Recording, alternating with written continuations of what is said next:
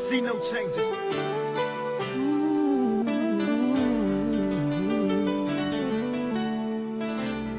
See what you got.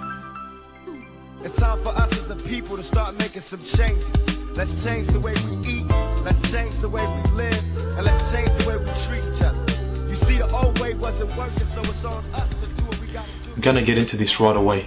Basically, they have all these people thinking that this rap artist hates that rap artist and so forth.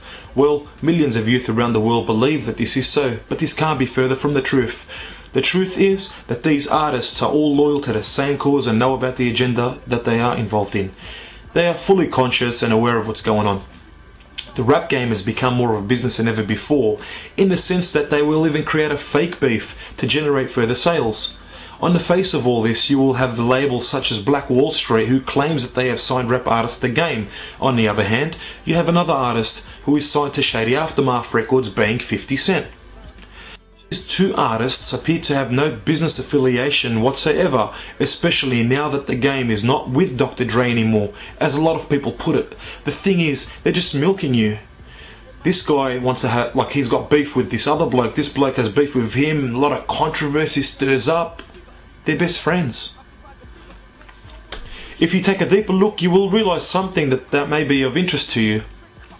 Black Wall Street is signed to Geffen Records, and Geffen Records is signed to Universal Records, while if you look at Shady Aftermath, you notice that they are signed to Interscope, who in turn are signed to Universal Records. Most people are unaware of this, and quite few actually know about this. For the record, Geffen Records is owned by David Geffen. David Geffen's parents are Russian-born Jewish immigrants that settled in New York, America. Interscope is owned by Jimmy Iovine, who is also a Jew. Who owns Universal Music, you ask? Doug Morris. Doug Morris is also a Jew. I personally believe that the image that is being sold to the millions around the world that listen to music is an image not only of pro-materialistic influence, but also of a desensitizing nature.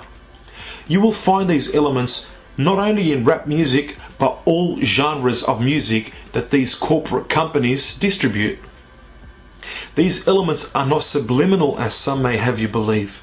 15 years ago, if there was going to be a protest for a cause that you found significant in your life, you would get up and walk to the train station to go to the protest, no matter where the location was. That's if you didn't have a car.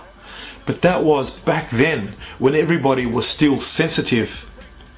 Today, people have been brainwashed into thinking that nothing else is important except for themselves. I have witnessed this firsthand. For example, when America first invaded Iraq, there were over 500,000 people in and around Hyde Park, Sydney.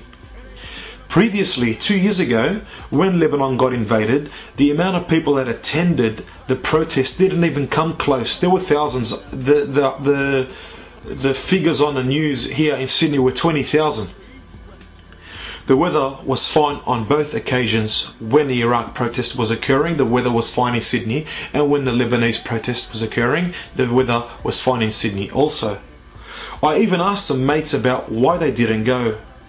Their responses were, they needed to make that cash, or I didn't have time cuz, got heaps of things to do, trying to make it out like they're caught in a hustle. They probably actually did believe that they were caught in a hustle. Is this the intention of these record labels, to actually desensitize the youth so that they become mentally weaker and are no longer a potential threat to these multi-billion-dollar corporate companies?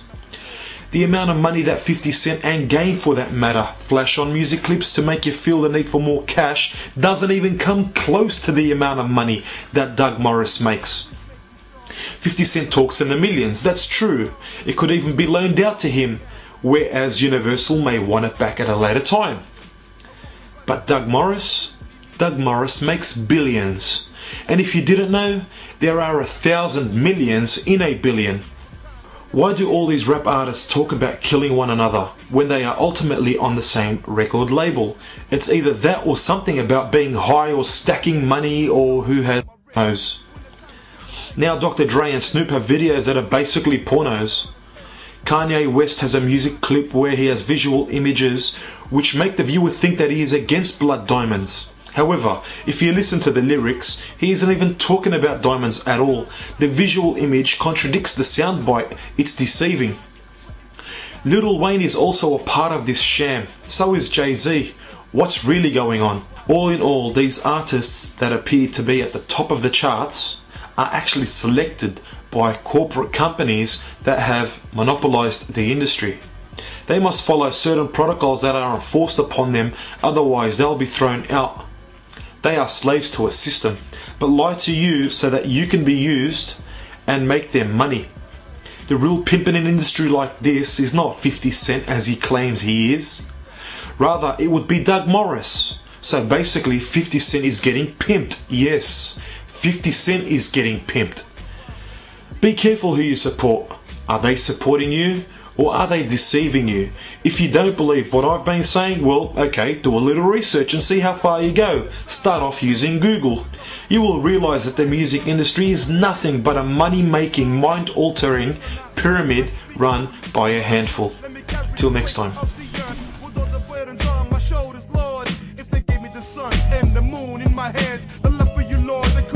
Let them understand.